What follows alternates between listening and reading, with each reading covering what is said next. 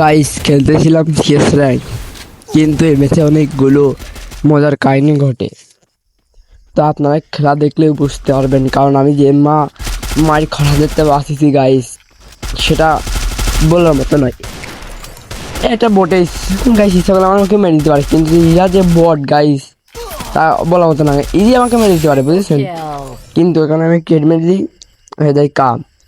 তো আর একটি এই রাউন্ডে আপনারা দেখেন, এটার সামনে আমার টিমমেট, এর কিল আমি চুরি করি, মানে যাই হোক চুরি করার স্বাভাবিক বিষয়। ও সামনে মারি কি জানে, আমি একটা হেড মারি, ও মরে না, 110 লাগে। একটা প্লেয়ার কি করছে ভাই, ওদের টিমে গুলি কিন নাই, আমাকে ঘুষাচ্ছে, আইসোর মাথা গাইছে উড়ে দিছে আমি। ওখানে গাইছে একেবারে বট, খেলা বট তো পারে না এরকম সিস্টেমের প্লেয়ার ওরা। যাই হোক, এদিকে ওটা বট গাইছে, এই রাউন্ড আমার হেসকে ফেলা দিই গাইছে, ম্যাক টেনে দিয়ে পরিমাণ ড্যামেজ দেয়।